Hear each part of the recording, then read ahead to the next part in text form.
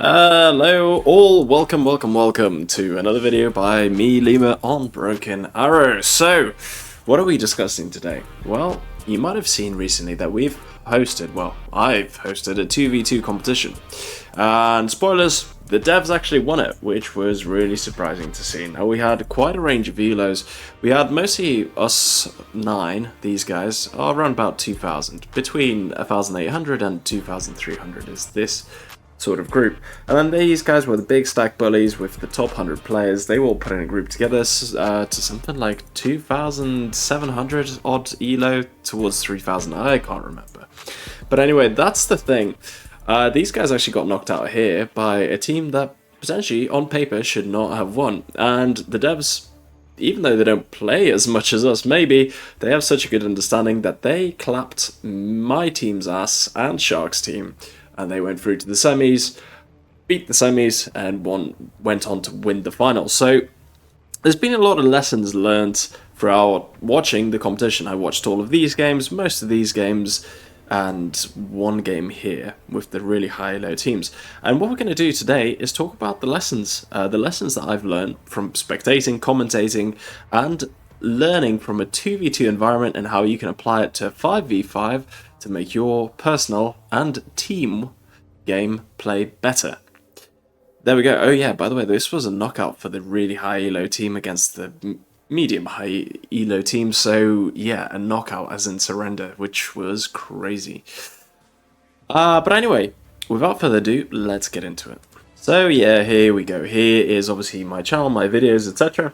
And here's the series of all the competitive games, including this one, that I've managed to record and play or commentate on. And some upcoming videos too, but that's spoilers. Right, I've got them up here, prepared, done my homework. We'll talk about this situation in a second, but first I want to talk about this one.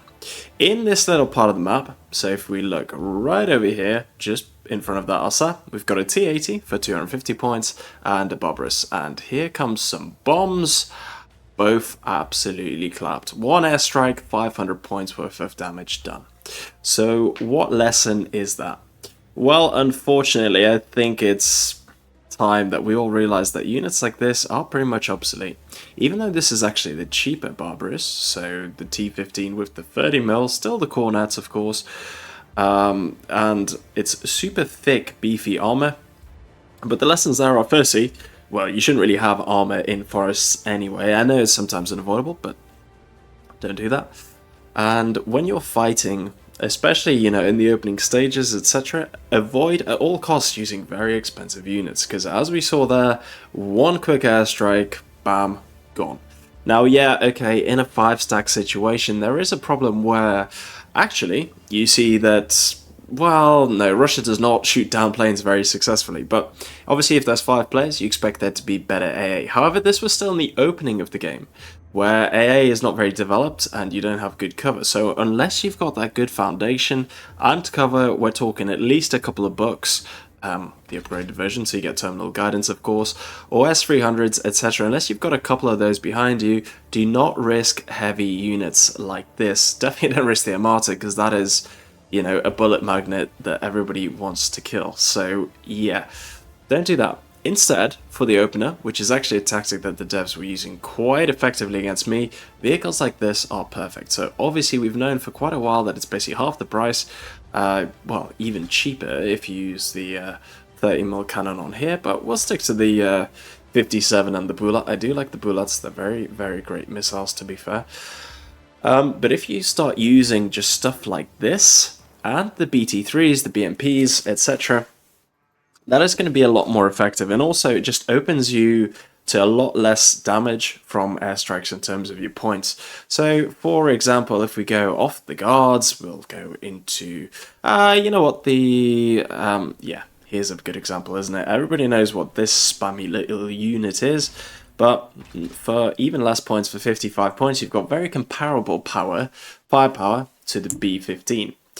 You've also got stuff like the BMD4 rather, and the BMP3, which deliver a very significant amount of damage, but again for a fraction of the price, for literally half price.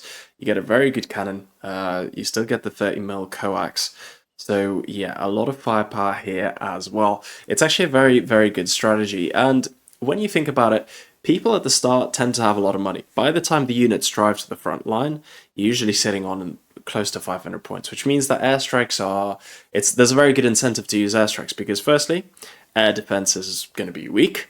And secondly, if people do whip out expensive units like this, it is so much easier to kill it with a plane than with literally anything else. So yeah, there we go. That was a perfect example of what not to do. So when we look at the state of the battle, this is shortly after the airstrike. We still see the smoke. You can see that on this side of the map, it feels like this is the tide of war has completely changed. By the way, this first little game is only 11 minutes long, 10 minutes long. And this is the semi-finals. Again, when we look at those elos, one sec, let me just pause it.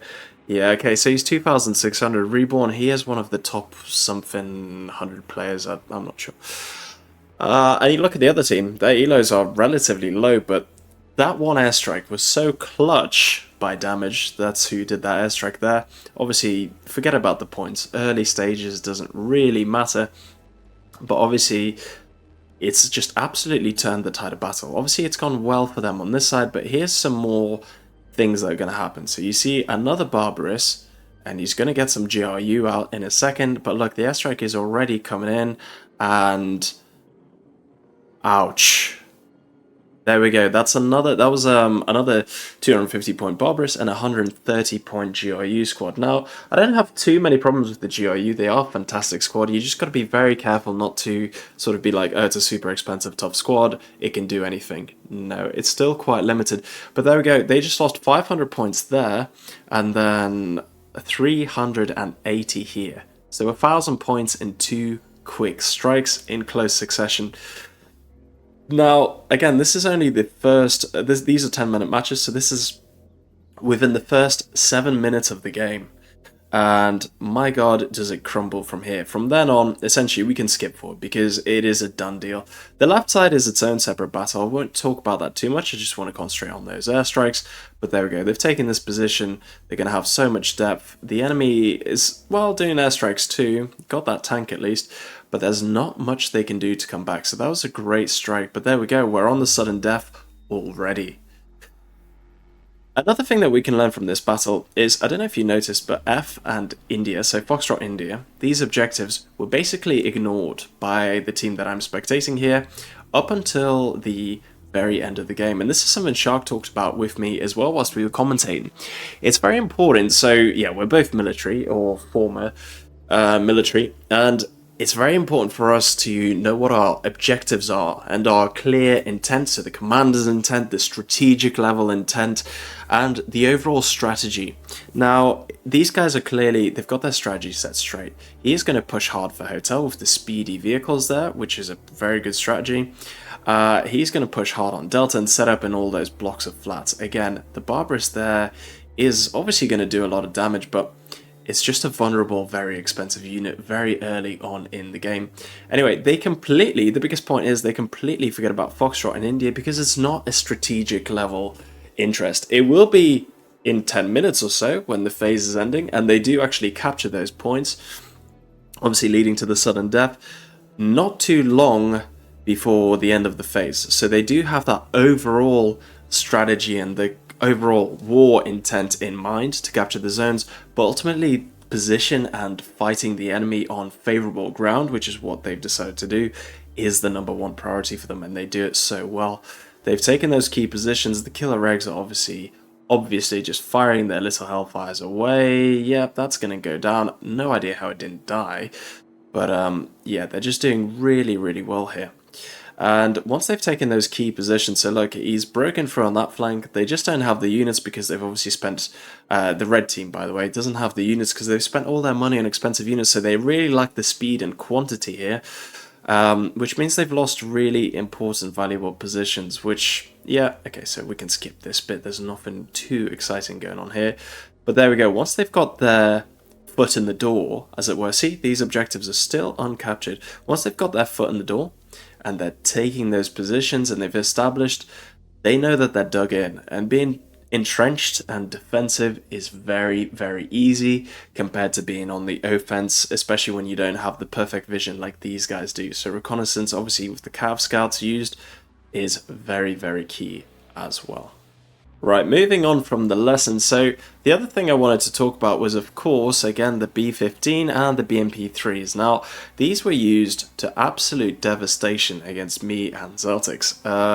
And Zeltix is a good player, as I'm an okay player.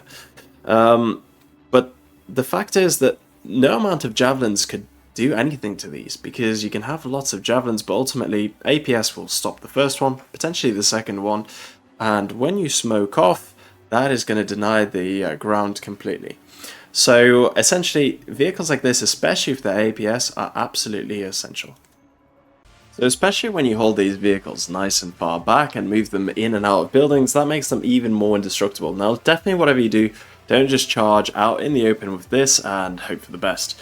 You do need to keep mobile, and with the jump out boys that you can put in them, so you can put GRU, you can put, you can put literally any sort of troops that you like in them, but Sturmoviki, for example, great anti-infantry, so if you do see a javelin team, just let these guys deal with it. They will deal with it absolutely no problem. Things like airborne, again, these guys will deal with them, not no problem, but they will actually manage. So yeah, when it comes to stuff like these, they are essential. Combined arms might not necessarily work the best way it does, but with jump out sort of APCs, these work just so good.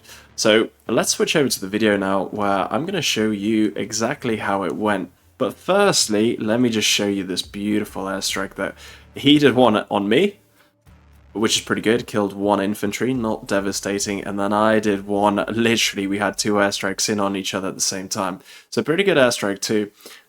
I'm quite proud of that intro, but let me actually find that for you and rejoin the action. Before I do, let me introduce the dev. So Oceans has been working on the project for 10 years or so. He is very passionate about the project, and he's basically worked on it for ages. So yeah, Guard's motor is what he's been using, and I'm actually going to make a video about the deck that he used and the one that I used, and essentially stay tuned for that. So subscribe if you want more information, but it is a very, very potent deck, whereas I went for the sort of helicopter overload, but I didn't really use that strategy well. In all fairness, I played pretty mediocre in this game overall. Pixie has been with Steel Balalaika. They're both the devs, hence they've got the unique logos. A year and a half or something, and yeah, they're all working on the game. He's responsible for the skirmisher and the AI of that. So yeah, I'll find that and we'll get back to the action. So here we are in the deployment phase. This is very early days. As you can see, I'm doing a very standard opener with javelins, I've got stingers, I've got the lav to deal with helicopters, and I've got a plane as well. So I was actually feeling pretty comfortable, pretty cocky about this opener. I thought it was going to be a landslide. We've got the javelins, they're going to be dealing with all the spammy BTRs, etc. That was the ambition. Okay, we're going to have to retreat there, smoked off, wasted their missiles. It's all going so far so good. Now we've got some more javelins and airborne to back us up, hopefully doing the damage, but yeah, that's the problem. The javelins just don't do enough. When they're coupled up, however, with the 50 cal, with the javelin, with the airborne, you're going to do a lot of damage. So, and the lav itself can shoot through smoke and absolutely do quite a lot of damage to the enemy. This opener so far is going really well. Up until the B-15s join the fight. Now this is where things are going to start going south really quickly. So there's only one B-15, but of course, yeah, the Stinger's out in the open. I should have dropped him off back there. My mistake. SBG-9, what a unit as well. And here's the Barbarous. Now we did obviously, hold on. Just a second ago I was talking about how bad the Barbarous is. And I still stand by that. I still stand by that. Don't waste your money on it. Stick to the B-15s instead. If he'd had two B-15s instead, so 3 total, that would have been doing a lot more damage to my troops than all of this combined. Anyway, so here's the airstrikes moving on. Pretty good airstrikes. Good effect. I unfortunately didn't kill the Barbarous though, so yeah, that managed to survive. But here's another thing. As opposed to some players splitting up and attacking different objectives, they're going together. And it's sometimes a good idea to storm an objective together and then split off to your separate cap points, in which case you inflict the most damage and stay alive. Okay, so let's see how this goes. One B-15, double javelins, and an airborne squad. So should, in theory... Oh, here's another javelin back there that's about to open up. Should, in theory, do a lot of damage. But there's the active protection. Okay, time to retreat. I'm glad I smoked off there. That was the smart thing to do. But ultimately, he's taken a hit here. What's he going to do? Just keep firing up until he has to smoke, retreat, rearm, and it's been absolutely devastating for my guys there. So that is just going to get APS'd, smoked off. Yeah, super ineffective. So when you just keep them back here with the protection of the buildings, etc., it's going to be super effective. There's another little airstrike by me. I'm obviously abusing the fact that this is early game and their air defenses are weak. But again, there we go with the Drozh, the 250 point tank. Smoke, APS, absolutely safe. And then all he has to do is pop out that smoke and finish off my units, which he's going to do... Well, there we go. Another little smoke there. So you see my point that having the cheaper units and in quantity so you can rotate them, so as soon as the APS is depleted, etc., and you can rotate, you can do a lot of work there. I was starting to get worried at this point. I thought at the start we opened really well. That's a great strike by Exaltix. They finished off that Barbarous. Unfortunately, not the AA system that was here. But after this sort of start, I mean, my units are still alive on 1 HP somehow, luckily.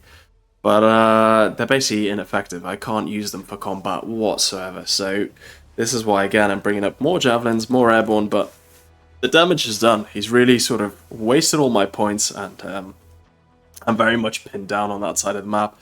As the game progresses, we're just going to keep going. All of these, he's going to keep with his B-15 spam. There we go, there's another one. That's going to miss, annoyingly. That's very annoying that that just misses. My pushes, essentially, even though they're fairly decent troops, etc., they're just completely ineffective. And on the most part, on this side, I am kind of 2 against 1, which is obviously another strong reason as why they're absolutely dominating me. So try not to fight 2 against 1, obviously, if you can. Essentially, though, once my troops do get picked off, it does start to go a bit one-sided. We completely neglected Charlie. We're just trying to fight for Bravo and the left side. So they were concentrating on these 3. We were concentrating on those 3 points right there. So, yeah. And essentially, there we go. The B-15s just keep bullying the troops, keep firing, and there's just nothing I can do. I am absolutely powerless at this point. I keep putting in troops. Oh, yeah. This Kozlik push in the back lines was absolutely devastating. For 45 points apiece, you should absolutely use this tactic. Always, always just throw a Kozlik or a cheap vehicle like a tow into the back line, and if it kills something, great. Worth it. If it doesn't, hey, who cares? It's a cheap unit anyway. But yeah, they devastated our helicopters so badly here that it takes a while for us to recover from that loss. It was a huge loss. It was really, really detrimental, actually. So that was also a thing that really helped turn the tide of battle. But as we can see, yeah, he's got the BMPs, etc. deep on our right flank. There's really not much I can do. I just don't have the points or the ammunition to just keep going. This was really annoying. Yeah, they also helped scout our planes, so AA could shoot it a lot earlier. Again, really annoying. As you can see, SSO, he actually had CQB SSO, which is unheard of. Not many people use it this way, but with look, there's 3 B-15s there. They're going to absolutely devastate that infantry. Even though it is good tanky infantry on its own, it's just going to get absolutely hammered. And again, I just keep trying to put reinforcements in, but I just keep running out of money. I just am unable to do anything effectively. Yeah, and that MiG absolutely, yeah, devastating work there. Couldn't even shoot it down. Crazy Russia bias, I know. Yeah, and he gets the drone, and yeah, that's it. He's gonna, there we go. Somehow survives even more hits, which was just absolutely mental. Anyway, enough talking about me.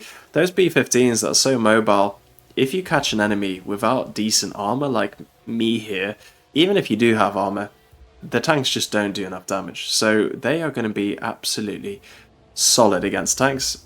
Unless you have a mass spam of autocannons, like Bookers basically, or quite a few tanks, you can't do shit, to be honest, in this game. And again, this is a very effective lesson from the game itself. Yeah, these Cossacks still haven't been taken care of. Celtics did dispatch one unit, but it was too little too late.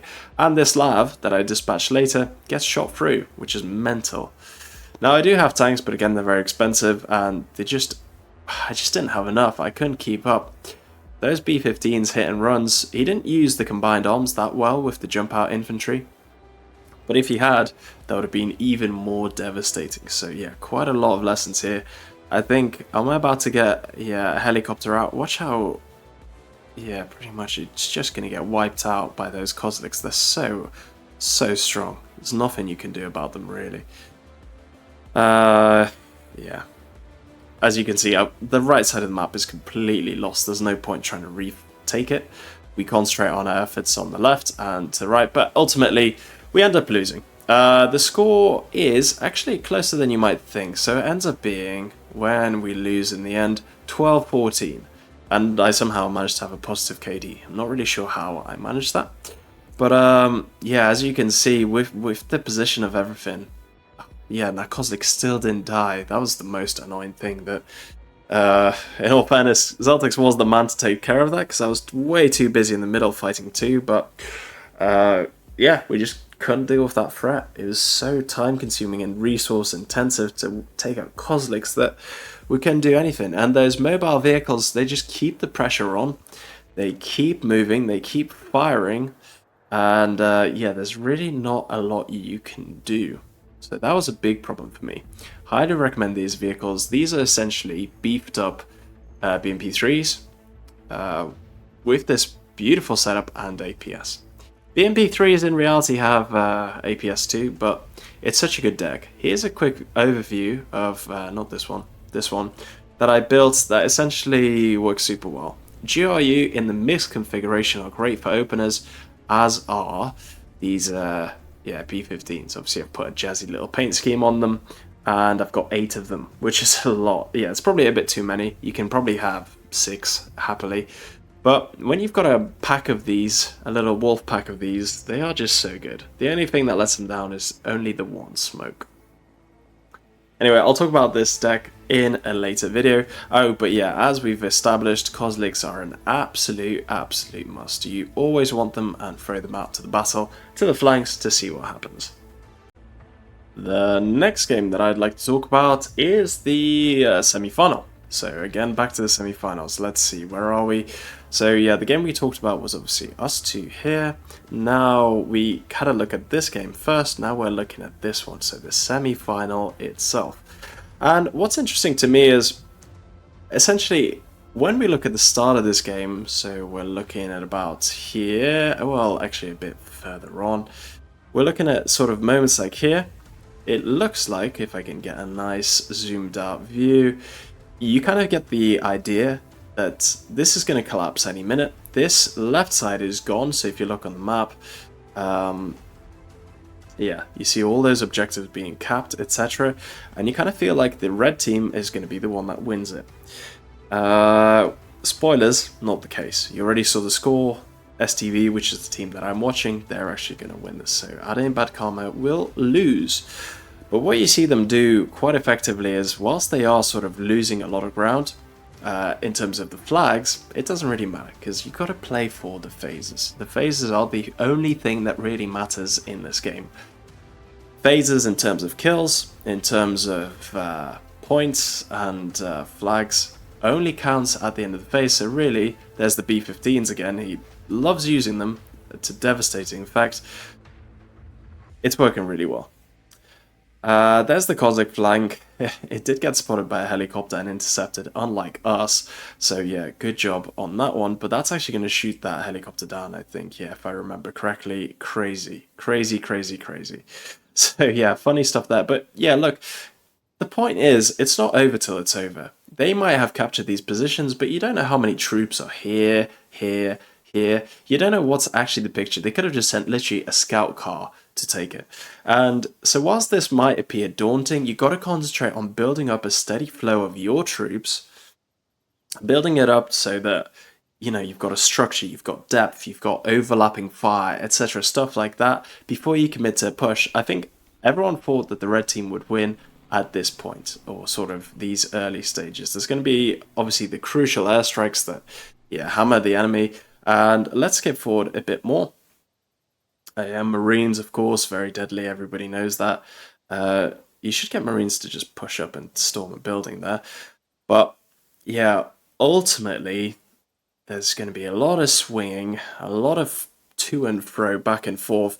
But ultimately, here's the position after the first phase. So, whilst in the opener it looked like it was going to be a one-sided affair, the steady build-up and the gentle sort of pressure and the slow advance is ultimately what won them the game. There is no rush. There is absolutely no need to rush. As we can see, the phase is just about. This is the second phase has started, and they're in such a good, fantastic position. Let's just go back a few seconds. Sorry, where do I need to go? Phase 1 ending soon. For some reason, it wasn't 10 minutes. It was like 11 minutes. I don't know what's going on. Anyway, here we go for the phase ending. Really good position to be in. Very good position indeed. Although they do lose Bravo just in the seconds there. So yeah, 1-1 is an absolutely respectable opener. But as we develop and look at the time, there we go. It's going to turn into a very one-sided affair eventually. And again, I think the mobile troops, so like the BMPs, as you can see, the Derivatse, the BTRs, all that sort of fast-moving stuff, I think is really essential, especially when you want to take ground. Now, in a 5v5, of course, this is going to be very different. You are going to have a lot of more troops deployed in general, and we know that early losses are potentially game-changing, but you're going to have a lot more stuff, just way more tanks and crossfire sort of units that mean that your fast movie spammy tactics might not be as effective, but it is still important that you try to stick to those objectives of keeping a mobile force ready to go, because you can quickly redeploy. Like, if he wanted to push Bravo and just forget about this side, because it's pretty well defended anyway, you can absolutely easily deploy troops into here and absolutely, well, smash it. Yeah, that's a beautiful airstrike, like right there. But also those BRM 3Ks with the 57, they absolutely clap. They're 155 points, but they're the gift that keeps on giving. The biggest problem for them is, well, the lack of APS, and that's pretty much it. Otherwise, they are one of the best vehicles to use for cheeky little advances and reconnaissance. So yeah, oh yeah, they also did manage to get a helicopter into the back line, which killed quite a few helicopters. Essentially, despite a very weak opening, they do really well. They go on to win the game, and yeah. Here's one other thing that I noticed. An Mi-28 with double rockets is actually surprisingly really effective. We're going to see it fire. I did forget about this, but it's actually really cool to see it work. 165 points, that is, or slightly more expensive, but it's just a really good beefy helicopter. You have to micro it a lot, but it survives and it just keeps on hitting hard. Yeah, the game ends, by the way. I'll just quickly show you that. And a bit of a landslide. Where is the score? 28-1. Ouch. You would not have predicted that by looking at just the start. Here we go, 165 points. I've put the other missiles on it just to sort of, I don't know, just to make it fire a little bit more and faster and longer. But essentially, if you do want to do this, a quick strike in, fire your missiles, fire those 20 missiles and return is very good, especially when you have two of them for 330 points, cycling in and out. Just strike, return, repair, strike, return, repair. It's a very good system. Looks very cool in black as well. So yeah, I would highly recommend this one as well. You know what? I'll actually just change it back to, yeah, two of the big boy missiles. It does mean it. No, you know what? Okay, fine. I will have these just because it increases the amount of rockets it has. So I do like it, but these work really well against armor. Again, especially if you have two of them firing. So that is something else. Just have the cheap helis. They are so good. For the Russian side especially, well, everyone knows about the American Apache, right? Everyone knows American Apaches are great, but this works really well too. This sort of setup. Again, you're in, strike, and get out before the AA finishes you off in whilst you still have flares and whilst your ECM is still effective. So yeah, quick strikes with these helicopters are super effective. Okay, so now let's have a look at the final and some of the lessons learned here. Now, this game was absolutely intense. It was the best game by far. And obviously, as you can see with the scores, super close. But again, the devs did take it. Now, I am once again watching the devs here. Here is Baltisk, here's their setup. They're using very similar decks, but note, it is important to note that they have chosen their decks for the map. And that is something that's really important to talk about. You should always have a few decks that you know very well, call it 3 decks, and you choose it appropriate to the map. Now this map is actually very dependent on spammy and heavy arty, so Tornado, MLRS, that kind of stuff, works really good on this map. They don't actually go heavy with RT at all, which is surprising, but what they do is their signature helicopter in the back, which is just absolutely fantastic. It's so worth it every time. You should do this always, if you can. Yeah, essentially this is just one of the most spammy games we've seen. Lots of cheap tanks, lots of ACVs, lots of jump out marines, etc. Which is a bit of a theme that I'm not the biggest fan of in Broken Arrow. It happens all too often, but that is how the cookie crumbles, as it were. Now what's surprising to me in this situation is how dependent on tanks the enemy team is. Now tanks are fantastic in urban environments just because it's very easy for them to smoke and retreat. And it's very also easy for them to hide behind buildings to avoid long range missiles, ATGMs, etc. The Russians are using a few tanks here and there. Here's that helicopter that I was talking about earlier, working to very devastating, great effect right there.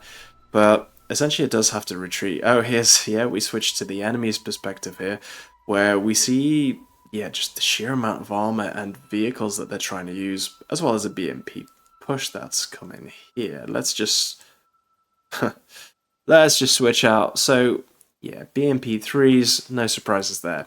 He loves using them with the 57mm configuration. I'd probably say that's not the best way to do it. Like, I respect it, but maybe not the most ideal situation. Anyway, this battle is very back and forth. There's a lot of build-up, a lot of... also, look how deep this AA is. That's not the deepest, but it's kind of high for what that thing is. And yeah, that's an interesting lesson that I suppose we could take. There we go, more B-15s on the left with the jump out boys, which is, yeah, we'll see how it goes. I do want to keep skipping forward. By the way, just if you're going to watch any of the battles, watch this one. It was absolutely great. Sorry that I'm actually not putting it in 4K. I should have done that from the start. I don't actually have the best internet, which is crazy, but hey, I can still film and record these games just fine. Anyway, yeah, here we go. The battle's developing. As you can see, there's very much back and forth. There's all these pushes. Now, these run pushes, these sort of suicide charges into back lines are absolutely priceless. In this game, where there's 2v2, this is actually a really good map for 2v2. I don't think it's great for 5v5, but 2v2 it's good. Putting a BTR just into the back lines, again, is just like the Cossack thing. You gotta keep doing it. It's worth the risk it for a biscuit, and if you do get the biscuit, it's super worth it. So yeah, definitely keep charging those BTRs into the deep lines, drop off an ambushy unit just, you know, to see what you can do, and yeah, keep going with that strategy. It's very effective. More B-15s, more vehicles, more build-up. This is just going to be crazy. It goes back and forth, and essentially, there's so many moments in this game where you really don't know who is going to win. So there's not actually too much to analyze. The players both play really well. There's a lot of, you know, yeah, Super Cobras are so good with their missiles there. A lot of really good strategies, but ultimately there's not too much that I can tell you from dissecting this game. Yeah. T90. Very rare to see that these days, but it was cool to see it. Yeah, putting tanks through a forest will shoot down a helicopter. You got to be careful to not charge your heli in and know when to just retreat and take a cut on your losses. When we look at the battlefield here, you think this part is going to fall. The red team is up on kills, so if this goes to 0, they're going to be, well, very close to winning. The score does end up being 5-3. There's really good pushes here. They're going to take it. It goes back and forth. They're a bit late with this tank push because it doesn't drive them off this position fast enough. But essentially, they're just not good enough. It's very close. There's a very, very close bits and bobs here. But ultimately, nothing the other team can do. Or there's just not enough that team can do in the end. Yeah, Yak 3s, use them. They are great helicopter killers and they trade super well against helicopters. Strela. Yeah, Strela is also very good. People overlook it because they think the Cessna is essential, but this is in the Strela configuration. 80 points, and what a vehicle. What an absolute G of a vehicle. I absolutely love using it. Also hits very reliably, I found, so yeah. Absolutely amazing game. Check it out. Lots of lessons in there throughout. You just gotta watch it, and there's a bit too much to digest in there. And as we can see, devs are in with the win. Well, there we go, guys. I mean, those are the lessons that I've learned. Sorry I rambled on at the end a little bit there. Got carried away watching the game, but what a good game it was. What a good game.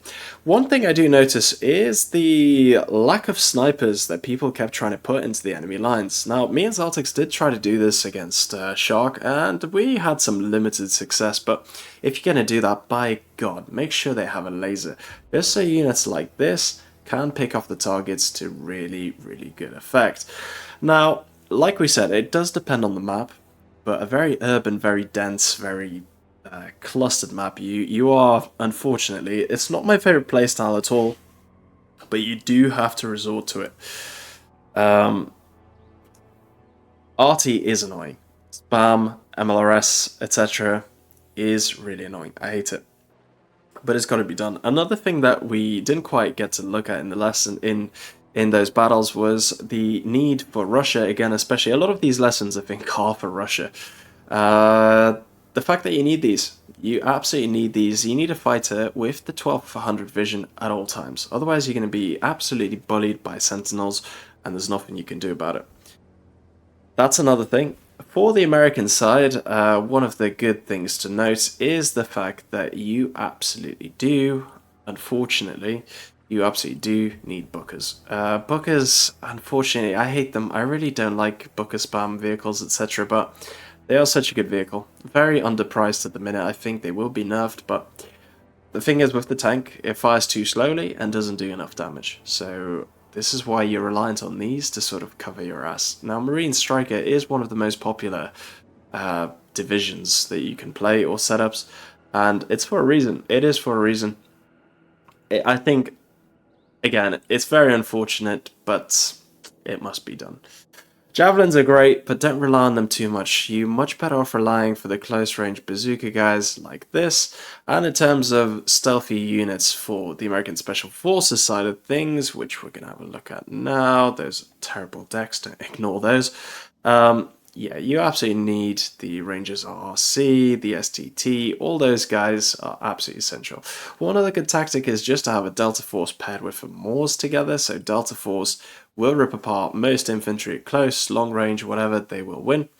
Yeah, pair them with the Raws, they're going to do really well for you, so yeah, plenty of options there too. Cheap helicopters like the Killer Eggs, yeah, you just got to keep them coming. They are fantastic, keep those missiles coming. Hey, the DAP works pretty damn good with Hellfires too, but obviously it's nothing compared to the Apache Guardian.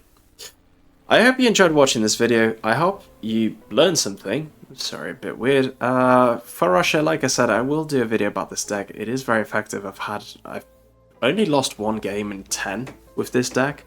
Yeah, so pretty damn good if you ask me.